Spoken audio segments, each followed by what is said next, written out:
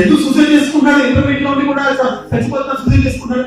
ఏం వాడు చదువుని ప్రేమించట్లే, చదువుని ప్రేమించట్లే. చదువుని ప్రేమిస్తే వాడు చచ్చిపోడు, ఇంకా ప్రేమిస్తాడు. ప్రేమకి పెరుగుదల తరుగుదల ఉండదు.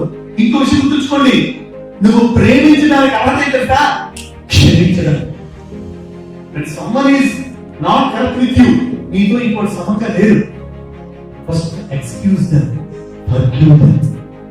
గుర్తుంచుకో. ఇంకో మంచి సేయింగ్ చెప్తాను, love lives by giving and forgiving. ప్రేమ నిలబడుతుంది ఇవ్వడం ద్వారా, క్షమించడం ద్వారా. ఇవ్వడం ద్వారా. సెల్ఫ్ లివ్స్ బై, స్వార్థం. Self lives by getting and forgiving. స్వార్థం నిలబడుతుంది తెలుపుడు. చెప్పాలి. గెటింగ్ పొందడం ద్వారా, ఫర్గివింగ్ ఏంటి? అబ్బాయి ఫర్గివింగ్ మర్చిపోవడం ద్వారా.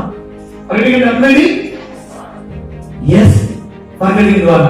కనుక లవ్ అనేటువంటిది మనకు ఉండాలంటే మనం ఇవ్వాలి, మనం క్షమించాలి. కాబట్టి మీ ఫ్రెండ్స్ తో కానీ, మీ ఇళ్లలో కానీ, మీ చుట్టాల్లో కానీ, మీ బంధువుల్లో కానీ, మీరు ఇప్పుడే కాదు మీ పెద్ద అయిన తర్వాత మీ కుటుంబంతో కానీ, మీ భార్యతో కానీ, భర్తతో కానీ, పిల్లలతో కానీ, మీ అత్తమామలతో కానీ, ఎవరితోనైనా మీ ఫ్రెండ్స్ తో కానీ ఫస్ట్ క్షమించు, ప్రేమించు. ఫస్ట్ ఇంకో చెప్తాం, ఫర్గివింగ్ ఈజ్ నెసెసిటీ. క్షమించడం అత్యవసరం. Loving is opportunity. ప్రేమించడం అవకాశం. ఏది నెసెసిటీ? క్షమించడం నెసెసిటీ. నేను చెప్పింది తప్ప? ఈ దృక్కోణంలో, ఈ యాంగిల్లో ఎప్పుడు ఆలోచించాను? చెప్పండి. ఆలోచించలేదు. చాలా మంది నీకు భయం ఉండకూడదు, నీ స్ట్రెస్ ఉండకూడదు, నీ టెన్షన్ ఉండకూడదు. అరే ఏముండవు. వస్తున్నాను అడిగారు, ఒకసారి స్కూల్కి ఇచ్చాము. అవును. రాసా ఫౌండేషన్ ఫౌండర్ ప్రెసిడెంట్. అవును. రాసా ఫౌండేషన్ లో 1600 మంది వాలంటీర్లు, 1600 మంది వాలంటీర్లు మీరు లీడ్ చేస్తున్నారు. అవును. స్కూల్లో ఉన్నారు 270 మంది పిల్లలు, అక్కడ 12 టీచర్లు వాళ్ళు చూస్తున్నారు. అవును. ఇది కాక మున్సిపల్ ఎడ్యుకేషన్ సర్వీసెస్ లో నేను ఒక కోఆర్డినేటర్ గా వ్యవహరిస్తున్నాను. అవును. అర్థమైందని చెప్పింది. అవును. నాకు మీ ఫ్యామిలీ చూసుకుంటున్నారు. అవును. ఎక్కడ మీకు కష్టం వచ్చిందా? లేదు.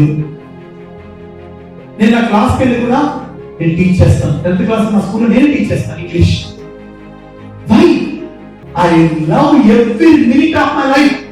నా జీవితంలో ప్రతి క్షణాన్ని నేను ప్రేమతో, ఎంతటి అందమైన ఆనందమైన జీవితాన్ని భగవంతుడు ఇచ్చేరా అనేటువంటి అద్భుతమైన భావనతో వచ్చే కష్టాన్ని, వచ్చే నష్టాన్ని, వచ్చే సుఖాన్ని, వచ్చే దుఃఖాన్ని, వచ్చే సంతోషాన్ని సమత్వంతో భావించడమే ఆనందంగా ఫీల్ అవుతూ గడుపుతాను. కాబట్టి నేను జీవితం ప్రేమించగలుగుతున్నాను.